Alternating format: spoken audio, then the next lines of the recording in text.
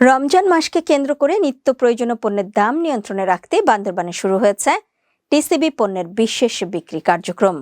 আজ সকাল থেকে জেলার বিভিন্ন পয়েন্টে ট্রাক সেল ও ডিলারদের মাধ্যমে স্বল্প মূল্যে পণ্য সরবরাহ করা হচ্ছে।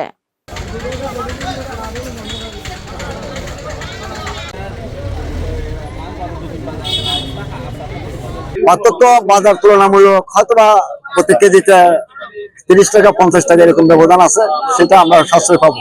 প্রত্যেকটা পণ্যে আমাদের ভর্তুকি মূল্য, যেমন 300 টাকার নিচে খেজুর নেই বাজারে, আমরা এখানে 160 টাকায় খেজুর দিচ্ছি কেজি। এই কার্যক্রম প্রশাসন যতদিন চায় অতদিন চলবে। প্রতি প্যাকেজে প্রায় 300 টাকা প্লাস সাশ্রয় হচ্ছে। এই কার্যক্রমে ছোলা, ডাল, চিনি, সয়াবিন তেল সহ প্রয়োজনীয় খাদ্য সামগ্রী নির্ধারিত দামে পাচ্ছেন নিম্ন আয়ের মানুষ। ফলে বাজারের ঊর্ধ্বমুখী দামের মধ্যে কিছুটা স্বস্তি ফিরে এসেছে ভোক্তাদের মধ্যে। স্থানীয় বাসিন্দারা বলছেন, টিসিবি জিনিসগুলো আমাদের জন্য, আমাদের ফ্যামিলির জন্য অনেক উপকার করে।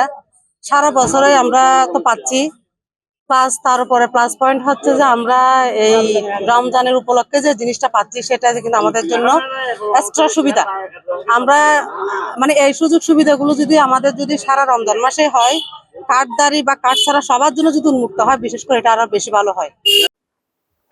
রমজান উপলক্ষে এমন উদ্যোগ তাদের জন্য বড় সহায়তা। অনেকেই নিয়মিত এই পণ্য সংগ্রহ করতে লাইনে দাঁড়াচ্ছেন। জেলা প্রশাসন জানায়, আলীকদম, লামা আর সদর এই 3 উপজেলাতে আমরা ট্রাক সেল করছি। আজকে থেকেই শুরু, মানে রোজার আগেই আমরা চেষ্টা করছি যেন এই ট্রাক সেলের মাধ্যমে জনগণ ন্যায্য মূল্যে তাদের প্রয়োজনীয় দ্রব্যাদি পায়, এবং এর কারণে আমার মনে হয় সাধারণ যে খুচরা বিক্রেতা তারাও দ্রব্য মূল্যটা একটু নিয়ন্ত্রণে রাখার চেষ্টা করবে। অন্যান্য কার্যক্রমও করব, যেমন বাজার মনিটরিং আমরা করব, সেটা রোজার প্রথম দিন থেকেই শুরু হবে। আমরা আমাদের ম্যাজিস্ট্রেটও নিয়োগ করব, তারা বিভিন্ন বাজার ঘুরে ঘুরে এই দ্রব্য মূল্য যেন নিয়ন্ত্রণে থাকে সেই বিষয়ে তারা পদক্ষেপ নেবে।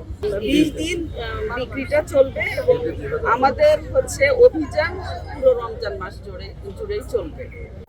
পুরো রমজান জুড়ে এই কার্যক্রম চলমান থাকবে এবং যেন কোনো ধরনের অনিয়ম না হয় সে বিষয়ে কঠোর নজরদারি রাখা হচ্ছে।